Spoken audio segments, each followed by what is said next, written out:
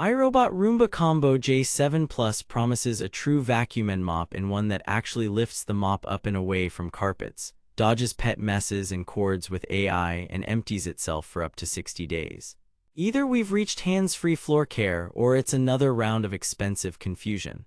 On paper, it's got a retractable mop arm that flips the pad onto the top, precision vision navigation, imprint smart mapping, and that clean base that roars your dust into a bag.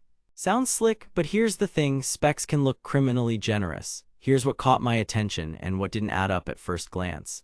I ran this in a 1500 SQ-FT home with rugs, tile, hardwood, and a very opinionated Labrador for 2 weeks. I've put the direct link to check current pricing in the description, but before you click anything, let me show you what I discovered after 2 weeks of testing. The Combo J7 Plus claims to vacuum and mop in a single pass without wetting carpets, intelligently avoid obstacles including pet waste, learn your home for targeted room cleaning, and empty itself so you barely lift a finger. Pretty bold claims for a gadget that lives on your floor, right? The promise is simple: less babysitting, cleaner floors, fewer messes to deal with. But here's where things get interesting.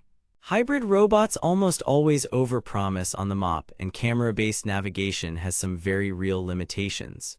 Reality check time. They claim the retractable mop keeps carpets 100% dry. What you actually get is 90–95% success with edge cases. Here's why. The arm does lift the pad fully onto the deck, which is genuinely better than the little 5mm lifts on most hybrids, but saturated pads can still graze rug fringes or low pile edges on uneven transitions. In my tests, a low pile 8x10 picked up a faint damp edge after a threshold turn. Not a flood, but not 100% dry either. They claim obstacle avoidance so smart it dodges cords and even pet waste.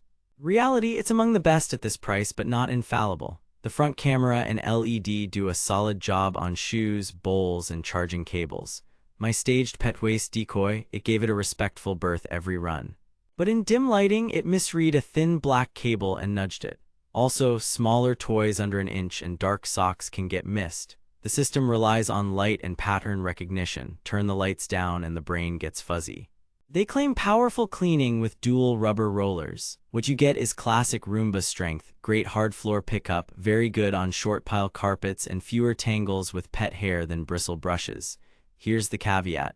Round robots and a single side brush mean edge dust can linger. After a 55-minute run on my main floor, there were a couple of faint crumb lines along baseboards that needed an edge pass. Nothing catastrophic, but let's be real, it's not replacing a deep clean. They claim the clean base gives up to 60 days of hands-free dirt disposal. Reality. It works as advertised, but it is loud, and 60 days assumes light soil. With a shedding dog, I hit roughly 25–35 days before the bag felt full. Also, it self-empties after most jobs, so if your home runs daily, prepare for a short but thunderous whoosh. Replacement bags add ongoing cost. They imply mopping that refreshes your floors. What you actually get is a tidy maintenance wipe. It's a water-fed pad drag with modest pressure, no spinning pads, no sonic scrubbing. Footprints and dust, gone, dried coffee ring or sticky juice spot. You'll still need to pre-treat or do a second pass. This is physics, not a firmware update problem. They suggest effortless mapping and room targeting. In practice, the first 2 maps were quick and accurate. It split rooms logically, but moving a couch confused one boundary until I corrected it in the app.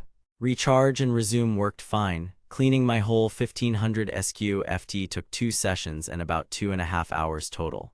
Here's where it gets mathematically impossible to fake. A small battery plus carpet boost equals shorter runs. It's normal, just plan around it. The plot twist, compared to LiDAR bots with scrubbing docks, this is not a scrubber and it won't wash its own mop.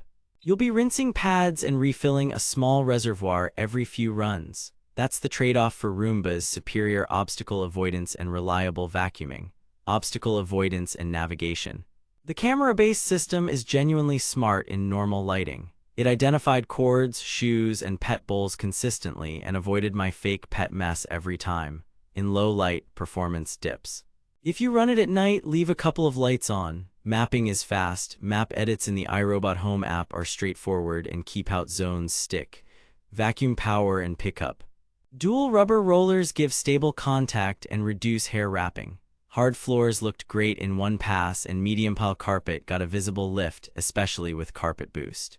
Edges and corners still need attention, as with nearly all round robots. The cleaning bin is small, but the base empties it regularly, which helps sustain suction. Mopping performance. Here's what nobody tells you. Retracting the pad onto the top keeps carpets safer than competitors with minor lift, but it doesn't add cleaning pressure. Think dusting with moisture, not scrubbing. The water tank is modest. I refilled after roughly 700-900 SQ/ft of mixed flooring. No detergent injection beyond iRobot's recommended solution, and no auto-pad wash. You'll wash that pad yourself. App and automation. The app is polished with room, zone, and no-go control, routine schedules, and seasonal cleaning suggestions. Voice control via Alexa/Google/Siri shortcuts works. iRobot's dirt detect routines are still among the smartest for repassing dirty zones. Build and ongoing costs. The base is solid but loud during emptying. Bags and pads add recurring costs. Expect roughly $20-25 for a 3-pack of bags, and you'll want spare pads. Scanning Amazon reviews, the average rating sits in the low to mid 4-star range. Praise for avoidance in vacuuming, complaints about mop expectations, and occasional mapping quirks. Recommendation: buy with caution. If your priority is a reliable robot vacuum with class-leading obstacle avoidance and a maintenance mop for dust, the Roomba Combo J7 makes sense, especially on sale. Pros: excellent avoidance, solid vacuum pickup, true mop lift over carpet, polished app, self-emptying convenience.